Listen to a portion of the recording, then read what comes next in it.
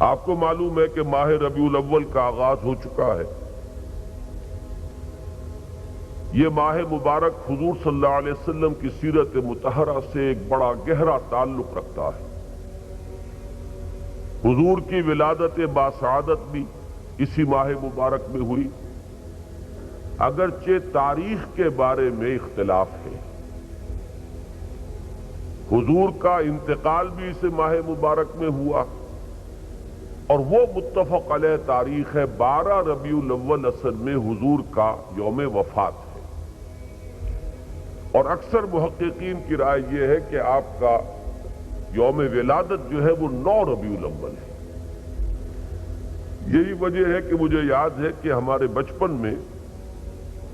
اس دن کو جو لوگ کچھ تھوڑا بہت مناتے بھی تھے تو 12 وفات کے نام سے در حقیقت یہ نام یاد کیا جاتا تھا۔ حضور صلی اللہ علیہ وسلم کی وفات کا دن ہے، کچھ کھانا پکا کر کچھ غریبوں کو مساکین کو کھلانا، یہ در حقیقت چیز تھی کہ جو اب ہوتے ہوتے اس نے بہت ہی ایک دوسری صورت اختیار کر لی ہے۔ اب یہ ایک جشن بن گیا ہے اور ایک عید کا سا سما، بلکہ واقعہ یہ ہے کہ جو اصل 2 عیدیں ہیں وہ کہیں پیچھے چلی گئی ہیں، اور یہ جو 2 عیدیں ہم نے ایجاد کی ہیں، ایک عید میلاد النبی اور ایک عید استقلال، اگر ہم جائزہ لیں تو شاید یہ 2 جو ہے یہ زیادہ فور گراؤنڈ میں آ چکی ہیں۔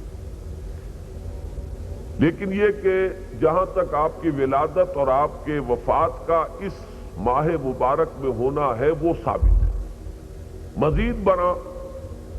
حضور کا ورود مدینہ منورہ میں بھی ماہ ربیع الاول میں ہوا ہے۔ اس پہلو سے اگر اس ماہ مبارک میں ہم سیرت النبی کے مطالعے کا ایک خاص موضوع رکھیں،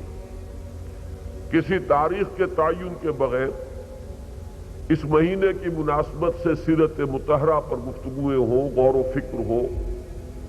اور اس میں بھی عملی پہلو سامنے ہو، اتباع کا جذبہ ہو، سمجھنا سمجھانا اس لیے ہو کہ اس پر عمل کرنا ہے، تو یقیناً یہ چیز ہمارے لیے بہت مفید ہوگی اور ہمارے بہت سے امراض کا شاید اس سے مداوع ہو سکے۔